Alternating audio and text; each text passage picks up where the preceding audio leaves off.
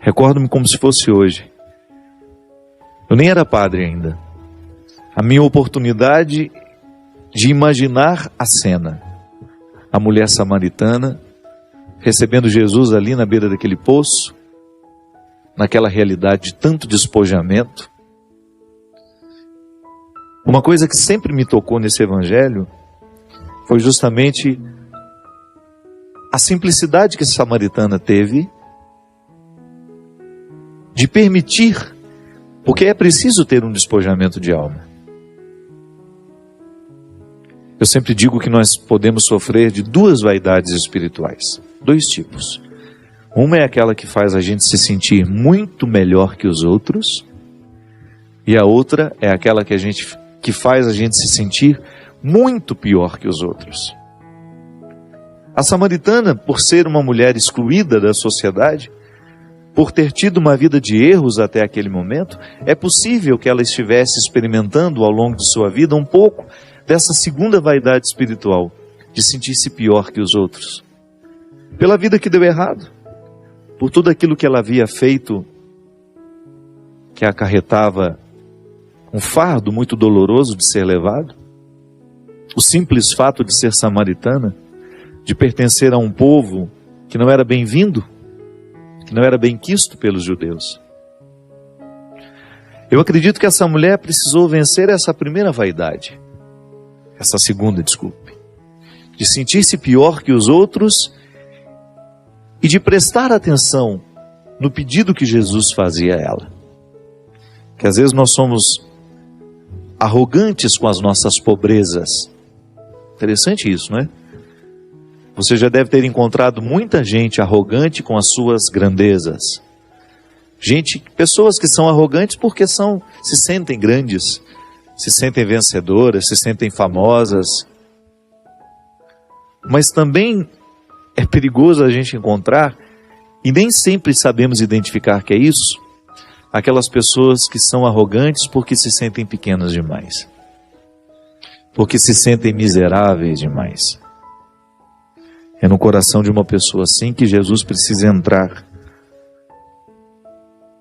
naquela tarde, naquela divisão do dia. Na verdade, o Evangelho fala que foi no meio do dia que Jesus teve esse encontro com a samaritana. O Evangelho fala assim: chegou, pois, a uma cidade da Samaria, chamada Sicar, perto da propriedade que Jacó tinha dado a seu filho José. E havia ali uma fonte de Jacó. Jesus, cansado da viagem, sentou-se junto à fonte. Era por volta do meio-dia. Veio uma mulher da Samaria buscar água, e Jesus lhe disse: dá-me de beber. Os seus discípulos tinham ido à cidade comprar algo para comer. E a samaritana disse a Jesus: como é que tu, sendo um judeu, pedes de beber a mim, que sou uma mulher samaritana? De fato, os judeus não se relacionam com os samaritanos. E Jesus respondeu: se conhecesses o dom de Deus, e quem é aquele que te diz, dá-me de beber, tu lhe pedirias, e ele te daria água viva. A mulher disse: Senhor, não tens sequer um balde, e o poço é fundo. De onde tens essa água viva? Serás maior que nosso pai Jacó, que nos deu este poço, do qual bebeu ele mesmo, como também os seus filhos e seus animais? Jesus respondeu a ela: todo o que beber desta água terá sede de novo.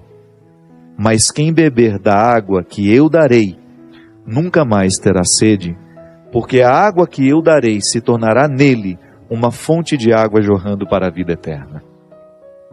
A mulher disse então a Jesus: Senhor, dá-me dessa água para que eu não tenha mais sede, nem tenha de vir aqui tirar água. Ele lhe disse: vai chamar teu marido e volta aqui.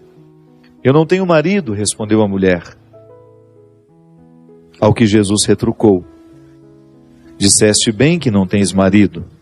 De fato tiveste 5 maridos, e o que tens agora não é o teu marido, e nisto falaste a verdade. A mulher lhe disse: Senhor, vejo que és um profeta. Os nossos pais adoraram sobre esta montanha, mas vós dizeis que em Jerusalém está o lugar que se deve adorar. Jesus lhe respondeu: mulher, acredita-me, vem a hora em que nesta montanha, nem em Jerusalém, adorareis o Pai. Vós adorais o que não conheceis. Nós adoramos o que conhecemos, pois a salvação vem dos judeus. Mas vem a hora, e é agora, em que os verdadeiros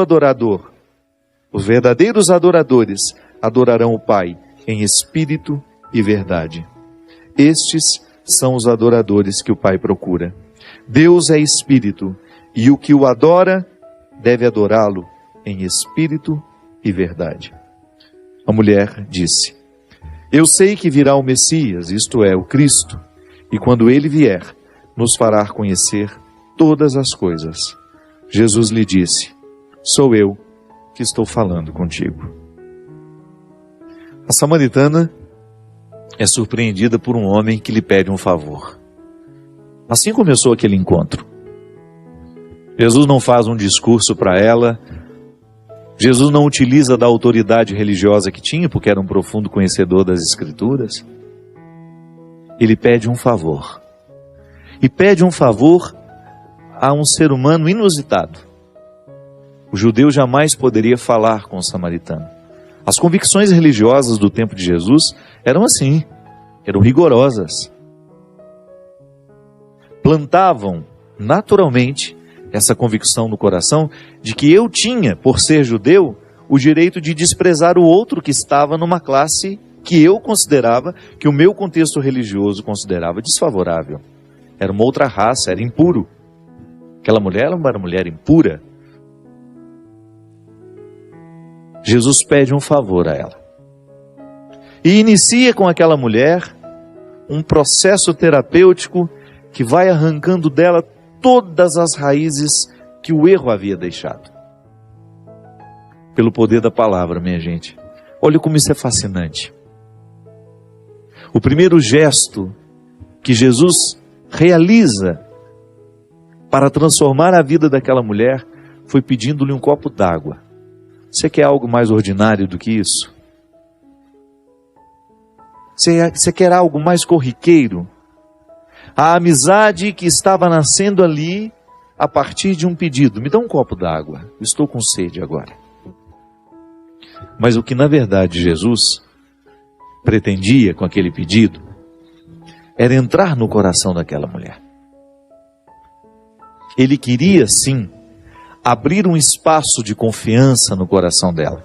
Ela precisava sentir que ele não estava falando com ela por qualquer motivo. Primeiro, um profundo respeito por ela. Já começou quebrando ali aquela regra.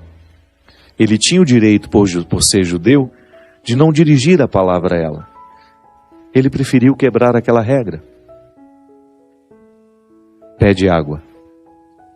E inicia com ela um discurso que foi fazendo com que aquela mulher pudesse trazer todo o passado à tona e corrigi-lo à luz de alguém que começou a amá-la, que a viu com misericórdia, que ao pedir um copo de água para ela, estava oferecendo uma água viva que tinha o poder de transformar profundamente o seu coração. É interessante porque é como se nós pudéssemos estabelecer essa transição. No programa da semana passada a gente falava de transição, daquela libertação que o povo hebreu precisava fazer para chegar ao Egito, sair do Egito para chegar à terra prometida. Como se nós pudéssemos dividir ali um antigo e um novo tempo. Na vida dessa mulher a mesma coisa. Jesus estava arrancando essa mulher de um contexto de coisas antigas, de realidades que já não alimentavam mais. E propondo a ela uma água nova. Uma água que saciava outras dimensões da vida, que não só essa necessidade física que nós temos de ter água no nosso corpo, de hidratar o nosso corpo para que ele possa funcionar bem. Ao pedir àquela mulher a água, Jesus inicia com ela uma transição, uma transposição também de um mar que era extremamente violento na vida daquela mulher. Com naturalidade, ela conta a ele que realmente Ela não tinha marido. Todos os que haviam passado pela vida dela já tinham se tornado uma ilusão, né? Não foi amada, não ficaram. E é interessante porque ela já tinha tido 5, o que ela tinha atualmente não era dela, significa que ela tinha um rolo, né, um caso, devia ser amante de alguém. Então você contabiliza 6 maridos. E naquele momento Jesus chega como 7º, o número da perfeição. Ele chega para estabelecer com ela o verdadeiro matrimônio, que é aquele que nos realiza e que eu posso viver com Jesus, o Diego pode fazer viver, mesmo nós sendo homens. Esse matrimônio é outra dimensão. Essa pertença que nos faz ser do Cristo, o esposo da igreja, né? O Cristo é o esposo da igreja. E eu sou igreja, então Cristo é meu esposo. Nós estamos falando de uma relação de amizade, de profunda comunhão, não esse casamento que tem toda a vida sexual contemplada, não estamos falando disso não. É uma dimensão mística dessa pertença. Jesus entra na vida dessa mulher a partir dessa pertença mística, que faz com que tudo aquilo que havia sido um passado desastroso seja reinterpretado à luz de um amor, de um novo matrimônio, de uma comunhão que só Deus pode fazer estabelecer. E também este encontro acontece na metade do dia, como se o evangelista quisesse nos mostrar que até então tudo aquilo que havia sido desastroso até o meio-dia, com a chegada do Cristo, com essa água viva que Ele oferece a essa mulher, torna-se novo. Uma divisão, o Antigo Testamento e o Novo, o Velho dando lugar à novidade. Minha gente, nós experimentamos diariamente a necessidade de viver essa transição. Quantas vezes nós também temos aqui no coração, na mente, as realidades que nos oprimem, as dificuldades, um luto a ser organizado. Tantas vezes a gente encontra pessoas que não conseguiram dar continuidade à sua vida porque não sepultaram ainda os seus mortos. Como assim, padre? O sepultamento foi dia tal, no cemitério tal. Não estou falando desse sepultamento físico. Eu estou falando daquele luto que nós precisamos organizar diariamente dentro de nós, recolocando as coisas no lugar, lavando os nossos sentimentos de todas as mágoas, de tudo aquilo que é doído. Quando nós perdemos alguém, nós precisamos lavar diariamente a dor. Numa água santa, numa água sagrada,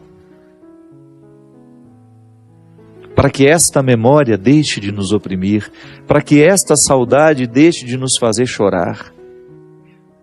Porque com o tempo, à medida em que nós vamos organizando o nosso luto, aquela saudade que até então era tão doída, vai se tornando uma saudade boa de ser levada com a gente.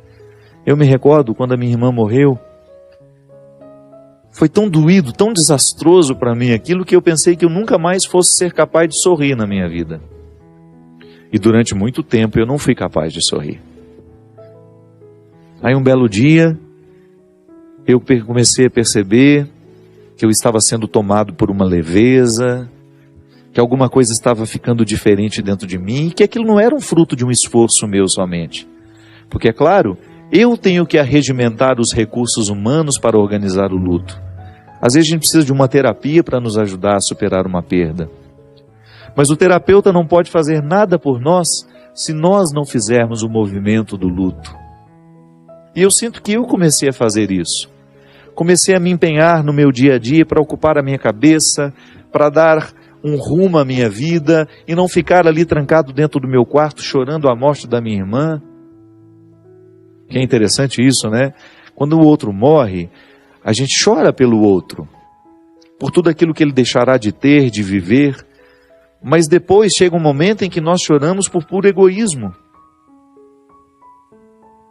É porque nós temos pena de nós mesmos, da nossa solidão. A gente não suporta a nossa solidão, então a gente chora de pena. Você que perdeu uma pessoa que estava sofrendo muito nos seus últimos meses, no seu último ano de vida, a gente sabe que a morte é um alívio para esse sofrimento. E a coisa mais triste que tem é a gente ver uma pessoa que a gente ama sofrer. Mas mesmo assim, sabendo que agora ela não sofre mais, que ela agora descansou de toda aquela dor, que já não existe mais aquele incômodo do hospital, aquele sofrimento físico, a gente, por motivos que muitas vezes são estranhos a nós mesmos, continuamos chorando, continuamos lamentando. Quando a gente racionaliza, quando você pensa que o outro deixou de sofrer, que agora quem sofre é você, você começou a regimentar este luto, a regimentar os instrumentais que lhe ajudarão a colocar esse luto no lugar certo. É o meio-dia da vida. É o meio-dia da dor, da perda.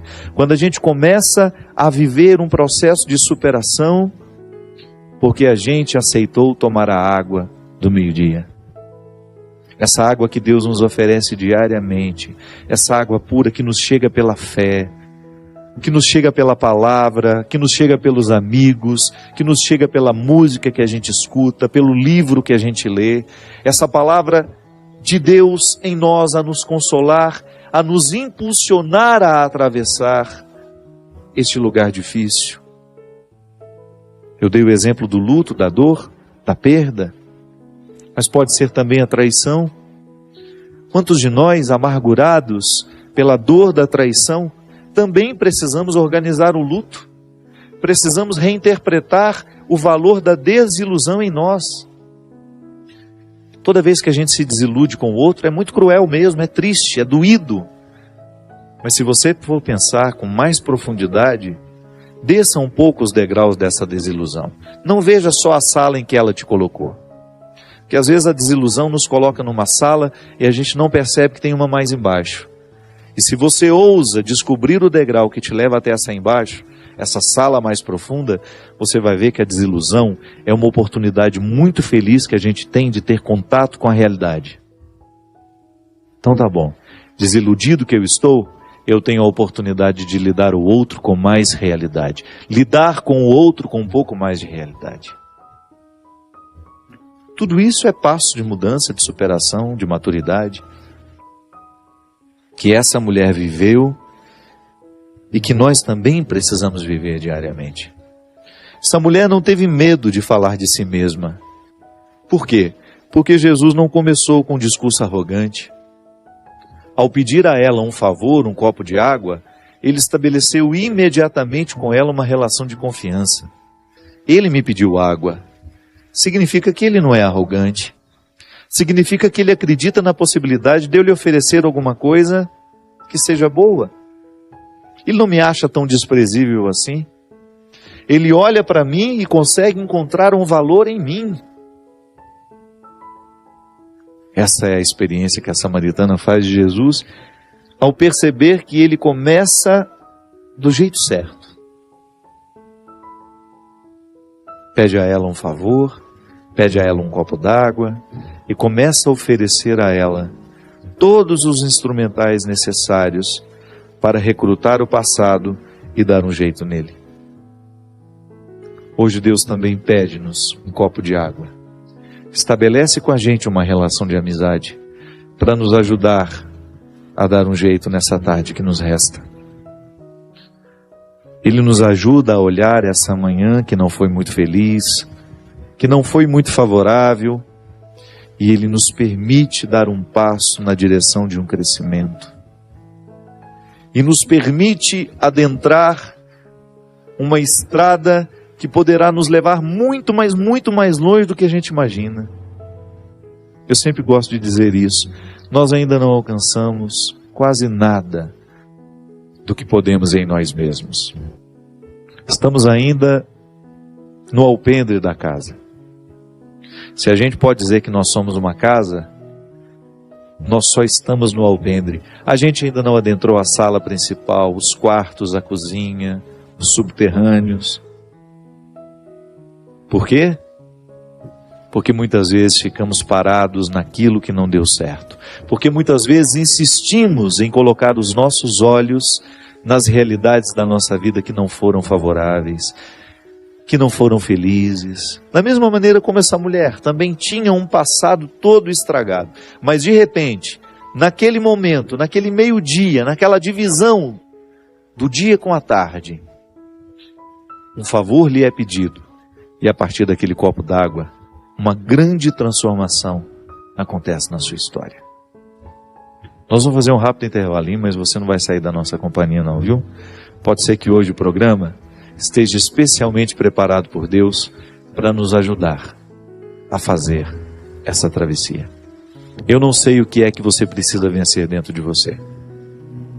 O que eu sei é que todos nós, diariamente, sem exceção, precisamos vencer os medos da manhã que faliu, que não deu certo, para a gente ter o direito de dar continuidade à nossa vida, ao nosso dia, auxiliados pela graça e surpreendidos por este Deus que nos pede um copo d'água.